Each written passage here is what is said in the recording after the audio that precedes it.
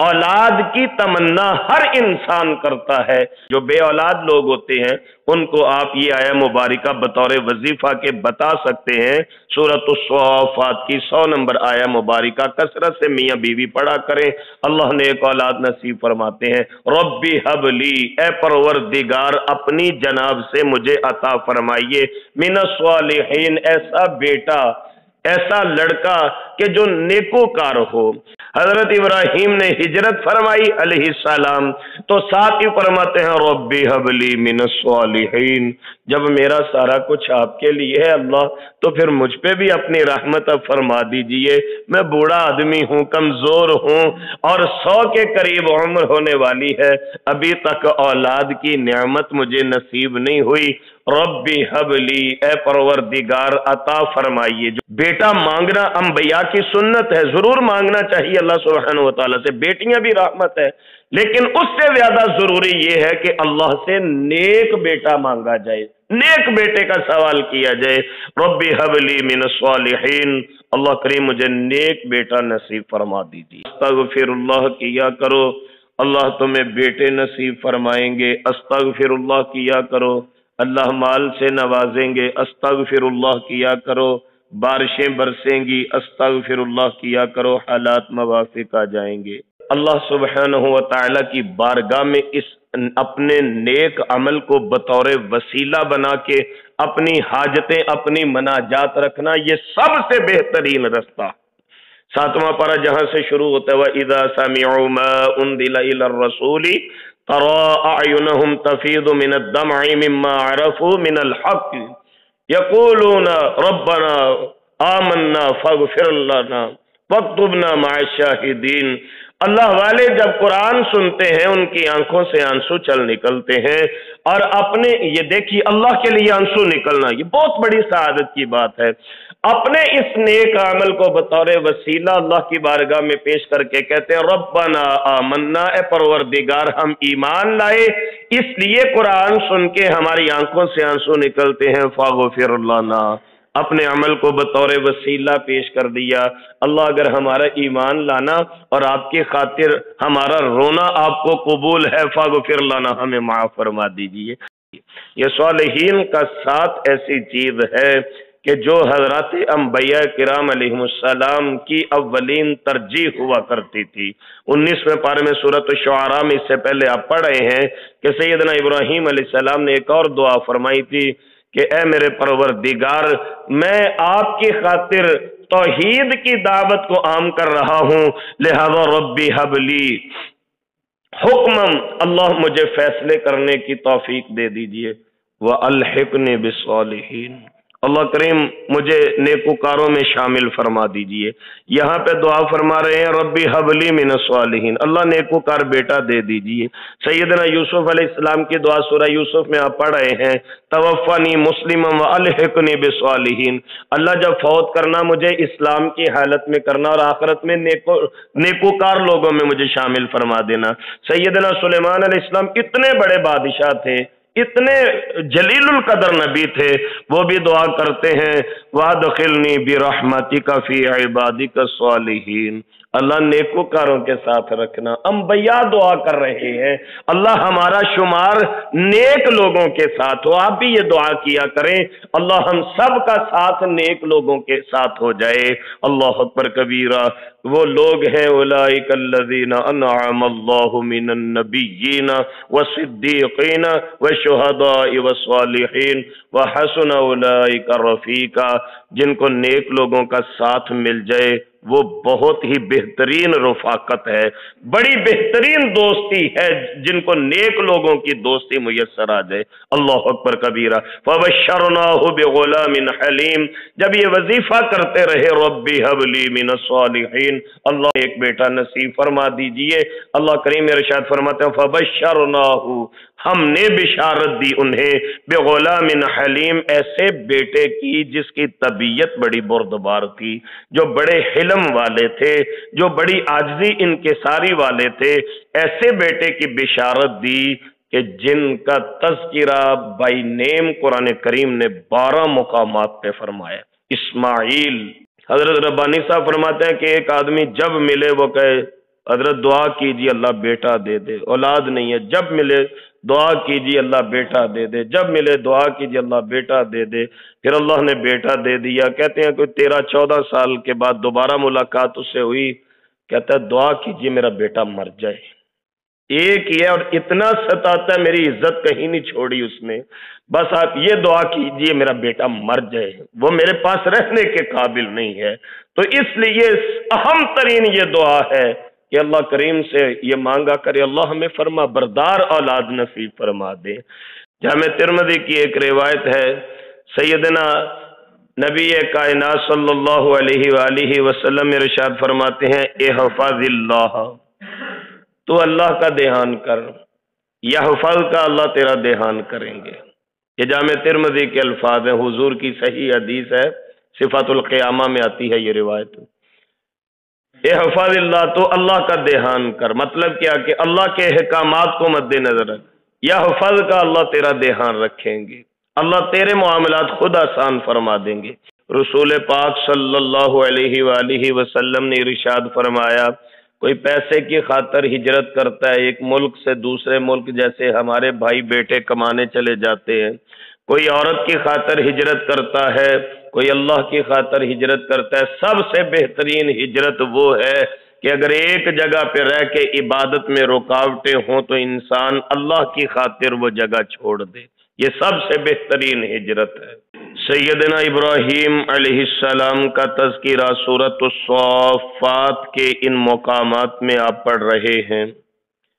ہمارے گزشتہ سبق کے سیاق و اسباق یہ تھے کہ توحید کی دعوت کی خاطر اللہ سبحانہ و تعالی کے پیارے خلیل نے ان کے بتوں کو توڑ کر بھی ان کو سمجھانے کی کوشش کی، جس کی پاداش میں سیدنا ابراہیم علیہ السلام کے لیے آگ کا ایک بڑا الاؤ روشن کیا گیا اور انہیں آگ میں گرا دیا گیا، لیکن اللہ سبحانہ و تعالی نے اپنی رحمت سے نہ صرف آگ سے بچایا بلکہ اتنا محفوظ فرمایا۔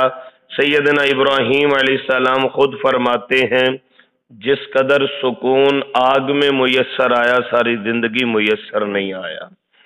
یہ ایک آزمائش تھی سیدنا ابراہیم علیہ السلام کی۔ آگ سے نکلنے کے بعد اب حضرت ابراہیم علیہ السلام اس علاقہ کو جہاں اللہ تعالی کی توحید پہ کاربند رہنا مشکل ہو رہا ہے خیر باد کہہ دیتے ہیں، جس کو عمومی الفاظ میں ہم ہجرت کے نام سے تعبیر کرتے ہیں۔ رسول اللہ صلی اللہ علیہ وآلہ وسلم ارشاد فرماتے ہیں من ترک للہ شیئا، جو اللہ کے لیے کچھ چھوڑ دے عوضہ اللہ خیرہ، اللہ اس سے بہتر اس کو عطا فرماتے ہیں۔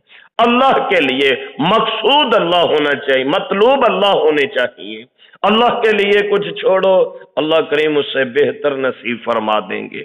ربی حب لی من الصالحین، بذات خود جب اللہ کے لیے ہجرت فرمائی اور اللہ کے لیے کوئی عمل انسان کرے، اب چونکہ یہاں کے حالات ایسے تھے، ماحول ایسا تھا کہ باوجود سمجھانے کے یہ لوگ دن بدن دشمنی میں اور توحید کی دعوت کے انکار کرنے ٹکرانے میں اور حضرت ابراہیم علیہ السلام کی عبادات کے راستے میں رکاوٹیں کھڑی کرنے میں مانے آ رہے تھے، تو لہذا سیدنا ابراہیم علیہ السلام ہجرت فرماتے ہیں وقال انی ذاہب الی ربی سیہدین، کہنے لگے میں اپنے اللہ کی طرف ہجرت کرتا ہوں، معلوم نہیں کہاں جانا ہے، منزل کا پتہ نہیں، خبر نہیں، کہاں جاؤں گا کہاں بسوں گا، اتنا ضرور تھا کہ میں اللہ کے احکامات کی خاطر اپنا وطن، اپنا ملک، اپنے بھائی بہن سب کچھ چھوڑ کے جا رہا ہوں۔ اب دیکھیے اگر کوئی ہم سے بہتر انسان ہمارا تذکرہ کرے ہم پھولے نہیں سماتے، پاؤں زمین پہ نہیں ٹکتے۔ وہ کیسی خوش نصیب ہستیاں ہیں کہ جن کا بار بار نام قرآن کریم میں اللہ کریم اپنی وحی میں دہرا رہے ہیں۔ فبشرناہ بغلام حلیم، ایسا بیٹا عطا فرمایا کہ اس کی طبیعت کی گواہی بے خود فرمائی۔ فلما بلغ معه السعی، اس سے قبل آپ پڑھ چکے ہیں کہ اللہ کے حکم سے سیدنا ابراہیم علیہ السلام اپنے بیٹے کو اور اپنی زوجہ محترمہ کو بیت اللہ شریف کے قریب چھوڑ آئے تھے۔ ربنا انی اسکنت من ذریتی بواد غیر ذی زرع عند بیتک المحرم ربنا لیقیموا الصلاة فاجعل افئدة من الناس تہوی الیہم وارزقہم من الثمرات لعلہم یشکرون۔ یہ فاران کی جو پہاڑیاں ہیں، ادھر بیت اللہ شریف ہے، یہ صفا ہے، یہ مروہ ہے، اس ایریے میں اللہ کے حکم سے حضرت اسماعیل کو چھوڑ کے آ گئے، پھر وہیں پہ یہ آباد ہو گئے، وہ جرہم قبیلہ آ کے آباد ہوا، حضرت اسماعیل کی شادی بھی بعد میں اسی قبیلے میں ہو گئی، لہذا ایک آزمائش یہ تھی کہ بیٹا نہیں ملتا تھا، بیٹا مل گیا، اب ایک آزمائش تھی کہ اس نومولود بیٹے کو اس کی والدہ سمیت اللہ کے حکم سے جنگل میں چھوڑ کے واپس آ جائیے۔ حضرت اب واپس بھی آ جاتے ہیں، پھر ایک آزمائش اور آئی، فَلَمَّا بَلَغَ مَعَهُ السَّعْيَ، جب بیٹا دوڑ دھوپ کے قابل ہوا، کوشش کے قابل ہوا۔ ہمارے بیٹے جب تھوڑے سے جوان ہوتے ہیں نا اور چھوٹی چھوٹی باتوں میں ہمارا سہارا بنتے ہیں، آسرا بنتے ہیں، چھوٹی چھوٹی باتوں میں انسان بذات خود لاکھوں کماتا ہو، بیٹا 2 4 5 10 ہزار بھی کما کے لائے، والد کی آنکھوں میں چمک پیدا ہوتی ہے، یا اللہ تیرا شکر ہے اس لیے بیٹا مانگا تھا، چلو میرے بڑھاپے کا سہارا بنے گا۔ جب کوشش کے عمر کو پہنچے، دوڑ دھوپ کی عمر کو پہنچے، یعنی باپ کے ساتھ دوڑ دوڑ کے چھوٹے چھوٹے کام کرتے ہیں، باپ کے ہاتھ بٹاتے ہیں، اللہ اکبر کبیرہ، قال یا بنیا، یا بنیا، ابن کی تقصیر ہے، انتہائی محبت کے ساتھ میں، او میرے چھوٹے بیٹے، حالانکہ ایک ہی بیٹے تھے اس وقت، بعد میں حضرت اسحاق پیدا ہوئے ہیں، بیٹے ایک ہی تھے لیکن محبت سے فرما رہے ہیں، او میرے بچے، یا بنیا، او میرے چھوٹے، او میرے لاڈلے، یا بنیا، اے بیٹے، انی ارا فی المنام، میں خواب میں دیکھتا ہوں، انی اذبحک، میں تجھے ذبح کر رہا ہوں، فانظر، ادھر دیکھو، ماذا ترى، کیا ارادہ ہے؟ یہاں پہ مفسرین نے بڑا لطیف ایک نقطہ بیان فرمایا، وہ فرماتے ہیں کہ اس کا مطلب یہ نہیں تھا کہ اسماعیل سے پوچھا جا رہا ہے کہ اگر آپ کہتے ہیں تو ذبح کرتا ہوں، اگر نہیں کہتے تو نہیں کرتا، بلکہ اسماعیل علیہ السلام سے پوچھنے کا مطلب یہ تھا کہ میں تو رب کی رضا پہ راضی ہوں ہی، میں اس نیکی میں بیٹے کو بھی ساتھ شامل کر لوں۔ ماذا ترى، معلوم تھا، اپنی اولاد کی طبیعت ہر انسان بخوبی جانتا ہے، معلوم تھا کہ میرا بیٹا اللہ کے حکم کے سامنے انکار نہیں کرے گا، لیکن اس نیکی میں، اس اطاعت اور اللہ کی فرما برداری میں اپنے ساتھ اپنے بیٹے کو بھی شامل کر لیا۔ ماذا ترى، بچے آپ کا کیا ارادہ ہے، آپ کیا کہتے ہیں، کیا خیال ہے؟ قال یا ابت افعل ما تؤمر، علامہ اقبال رحمہ اللہ نے لکھا ہے، وہ مکتب کی کرامت تھی کہ فیضان نظر سکھائے کس نے اسماعیل کو آداب فرزندی۔ یہ دعا کیا کریں، ہم سارے صاحب اولاد ہیں، اللہ کریم ہمارے بچوں کو حضرت اسماعیل جیسا کردار نصیب فرما دے، وگرنہ اگر اولاد نافرمان ہو تو پھر انسان جیتے جی مر جاتا ہے۔ دیکھیے حضرت اسماعیل علیہ السلام کا کردار کیسا ہے۔ قال، کہنے لگے، یا ابت افعل ما تؤمر، ابو جان آپ کو جو اللہ حکم فرماتے ہیں آپ وہ کر گزریے، رہی میری بات ستجدنی، آپ ضرور پائیں گے مجھے انشاء اللہ، اگر اللہ نے چاہا۔ قرآن کریم آپ کے سامنے کھلا ہے، ذرا الفاظ کی طرف توجہ فرمائیے گا، ایک نظر دیکھیے گا، ایک اصلاح بھی ہو جائے۔ عمومی اعتبار سے ہم ٹائپنگ کرتے ہوئے یا لکھتے ہوئے لفظ انشاءاللہ کو اکٹھا لکھ دیتے ہیں، الف نون شین، اس طرح انشاءاللہ لکھنا درست نہیں ہے گرامر کے اعتبار سے۔ انشاءاللہ اگر آپ موبائل میں ٹائپ کرتے ہیں، میسج کرتے ہیں یا کاپی پہ لکھتے ہیں، کسی کو خط میں لکھتے ہیں، تو یہ آپ کے سامنے انشاءاللہ لکھا ہے، الف نون الگ اور شاء اللہ الگ، انشاءاللہ لفظ ایسے لکھا کریں آج کے بعد۔ ستجدنی، اگر اللہ نے چاہا آپ مجھے پائیں گے من الصابرین، صبر کرنے والوں میں سے۔ فلما اسلم، جب وہ دونوں تیار ہو گئے، اسلم تثنیہ کا صیغہ ہے، دونوں نے حکم مان لیا، حضرت ابراہیم کے بارے تو مینشن کر کے قرآن کریم نے بتایا نا، اذ قال له ربه اسلم قال اسلمت لرب العالمین، جب ان کے پروردگار نے کہا مطیع ہو جا، کہنے لگے میں فرما بردار ہو گیا۔ اسلم، ہم مسلمان کہلاتے ہیں خود کو۔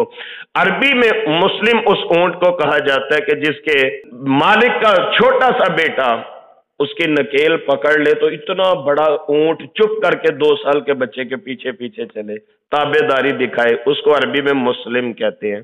مسلمان کا مطلب یہ ہے کہ جس کا اوڑھنا بچھونا چلنا پھرنا اللہ کے حکموں کے مطابق ہو۔ فلما اسلما، جب دونوں نے حکم مان لیا، یعنی بیٹا کٹنے کے لیے تیار ہے، باپ کاٹنے کے لیے تیار ہے۔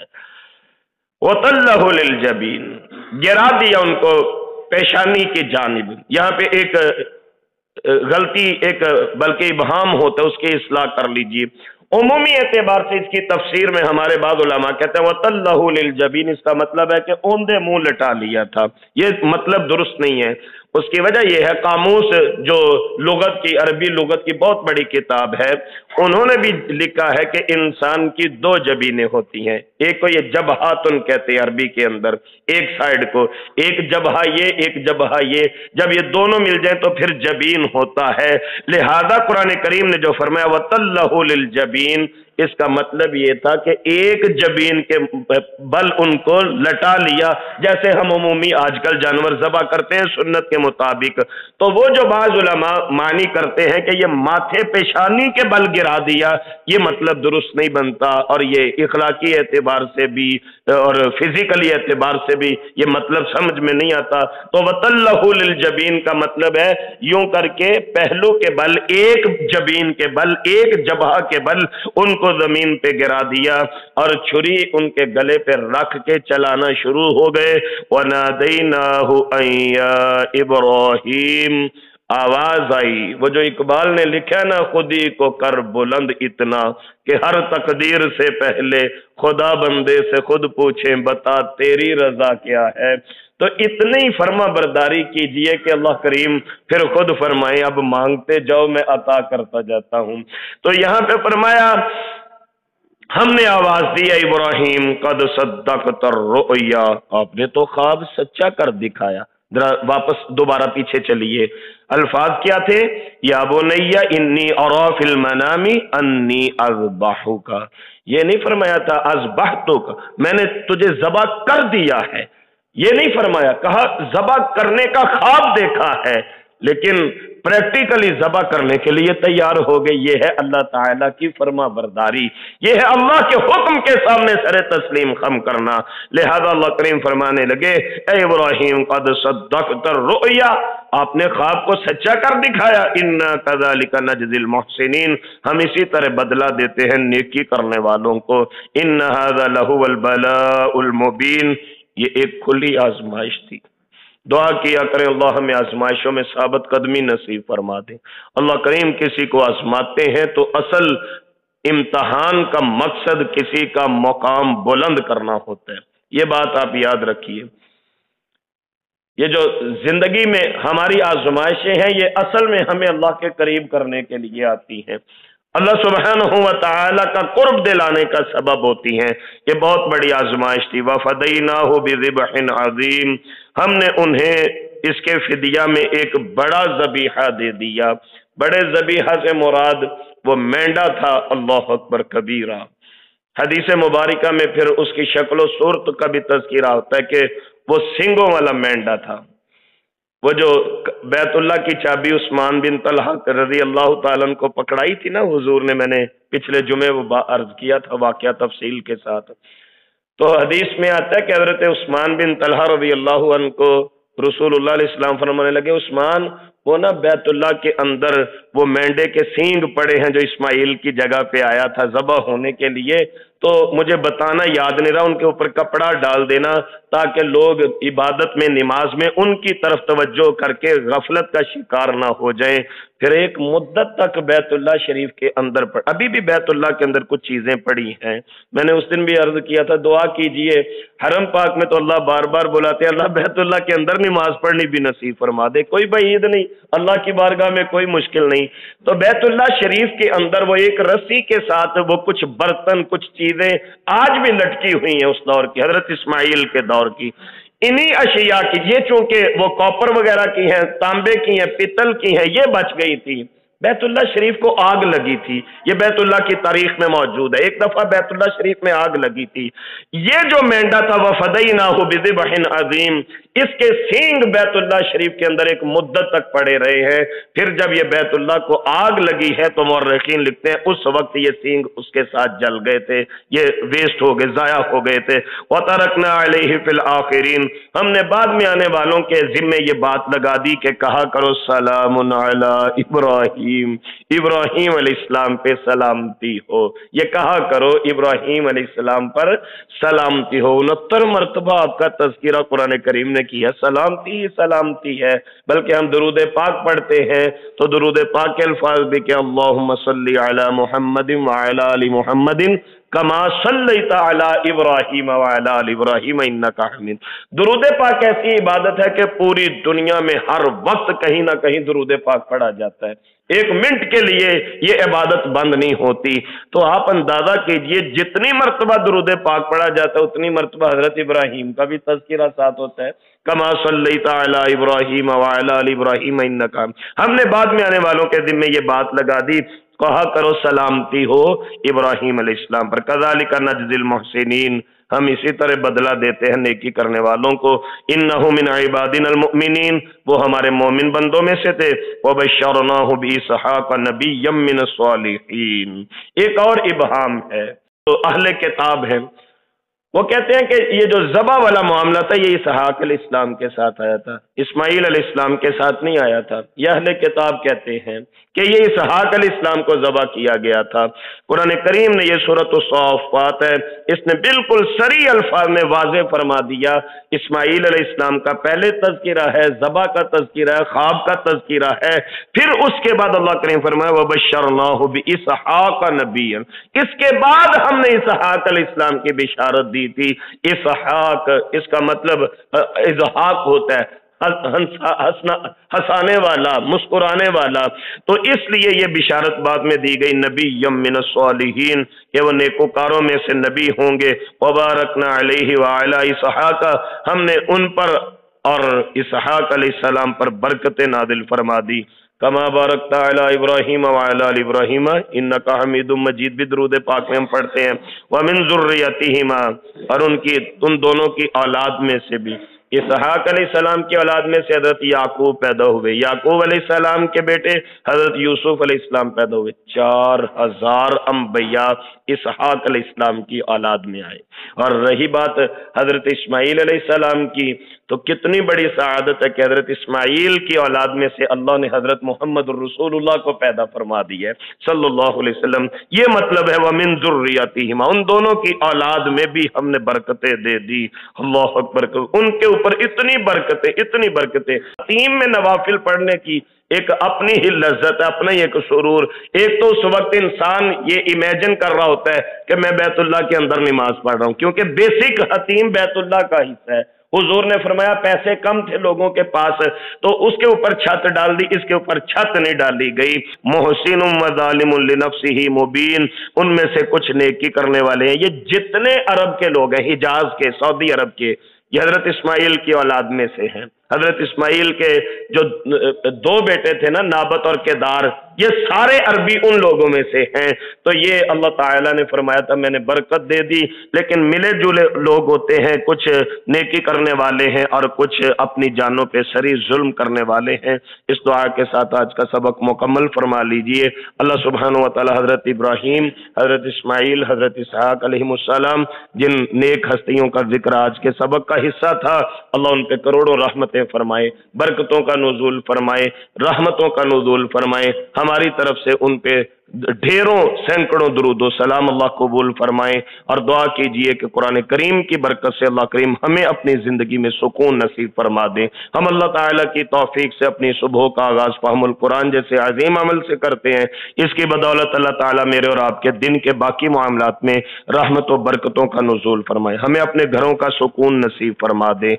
जो बे औलाद हज़रात अल्लाह नेक और साले नरीना औलाद नसीब फरमा दे। जो साहिब औलाद हैं अल्लाह हमारे बच्चों को नेक और फरमा बरदार फरमा दे। जो मकरूज हैं अल्लाह उनके कर्ज दूर फरमा दे। जो मजबूर हैं अल्लाह उनकी मजबूरियों को रफा फरमा दे। जो रोजगार की वजह से परेशान अल्लाह ने एक रोजगार नसीब फरमा दे।